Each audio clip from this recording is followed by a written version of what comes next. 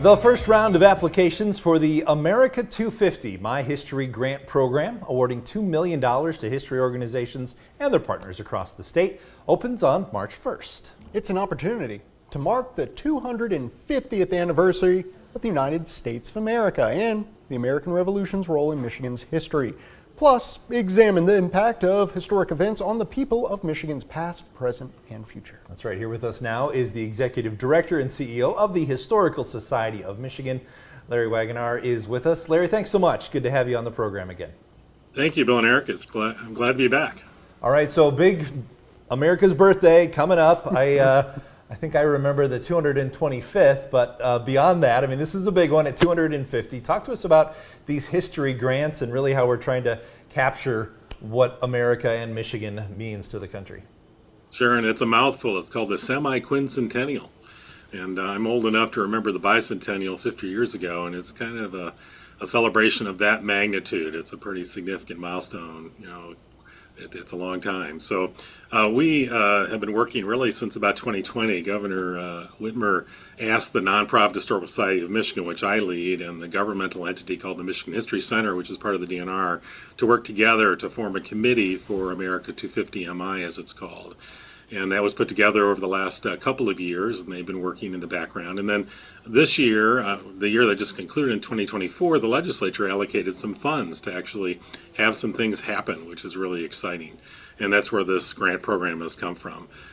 So there are, as you said, $2 million. There's $2 million to give out, $1 million in the first round, which application opens on March 1st for that. And then again in November, there'll be a second round of another $1 million that's given away. And it's really aimed at commemorating this important anniversary, not just the time period when it happened, but also all the things that have happened since then. We talk about unfinished revolutions, and there's 5 themes that have been developed nationally, and they're unfinished revolutions, power of place, we the people, the American experiment, and doing history. And these grants need to connect up to that. But it's available to any local historical organization on their own or partnering with other groups. It's open to tribal governments and local governments. And we're not looking to fund parades and celebrations. We're looking for things that have enduring value, and that's what will be evaluated.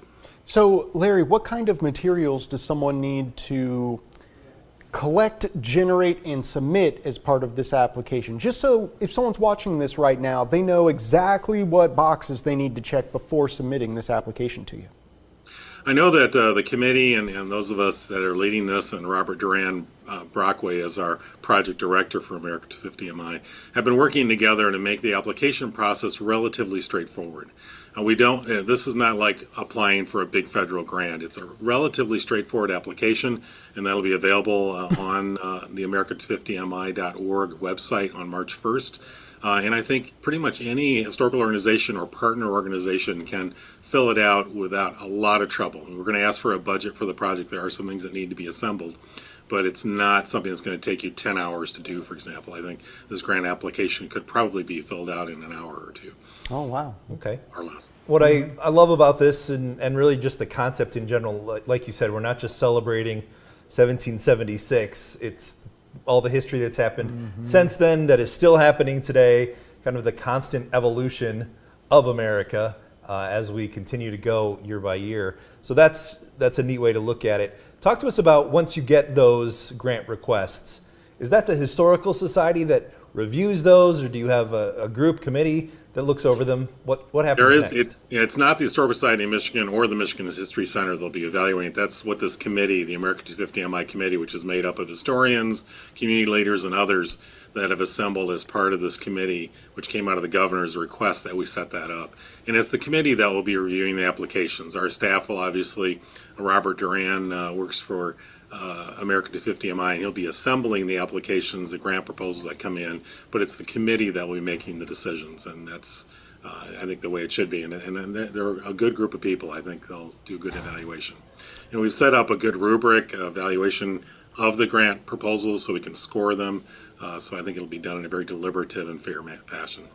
And Larry, this is such a wonderful program, particularly for our communities up here in northern Michigan, because we have every town has a historical society, and I've been lucky enough to be able to visit most of them, and they are every single one is so impressive, and the team is so passionate.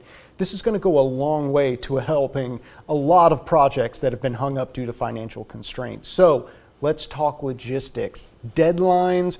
When do people need to make sure that their applications are in? And what is the timeline for then announcing who's going to be receiving parts of these grants? Happy to do that. And just to take off on what you just said, most of Michigan's history is preserved in these local communities. There are hundreds of localist organizations, and we're kind of the mothership for them. So we work with them all the time. We even have our own separate grant program that we just awarded a couple months ago for local museums up to budgets wonderful. of $250,000, which means pretty much every organization in your viewing area probably has a budget of less than $250,000. Yes, absolutely. Recently did that. But anyway, getting to the nuts and bolts, the grant deadline, or the grant round number 1, opens on March 1st. The application deadline is April 15th, so you have a month and a half to get to tax day to get your applications in. And then we'll be making announcements on which ones are awarded between June 1st and June 15th. So it's a relatively tight time frame for that. And then the second round, which is the second $1 million, the application will open on November 1st for that. Application deadline will be January 15th, a little longer period of time there. And then recipient announcements will be between March 1 and March 15 of 2026, because we want this money to impact the actual semi-quincentennial, which of course is 2026. Now, Larry, just really quickly on that note, are these $1 million grants kind of broken up even further based upon the needs of an application, or is it 1 million goes to one individual or one? No. Actually, that's a good question. And there are actually 3 tiers. The smallest tier is grant requests of $2,500 to $5,000. There's no match requirement for that level. There's a second tier of $5,001 to $25,000, which requires a 15% match by the local organization or coalition. And then there's a $25,000 to $50,000 grant, which is the top grant award. So that requires a 30% match. But we want to spread this money around Michigan. We want to have a lot of impact in a lot of places. Well, that's great. Lastly, Larry, quick 10 seconds here. But if someone applies for a grant now, are they still eligible again in the fall? Can you only win or receive a grant once? Yes, and that is true. You can only receive a grant once, but if you're unsuccessful in round 1, you can apply in round 2. But if you get a grant in round 1, you would be ineligible. We really want to have as many entities as possible. Spread the love. Yep, Absolutely. Well, good. With the Historical Society of Michigan, Larry Wagenaar has been with us. Good to have you, Larry. Thanks so much. We'll share it all on 9and10news.com. Thanks again, Bill and Eric. Thank you, Larry. Have a good day.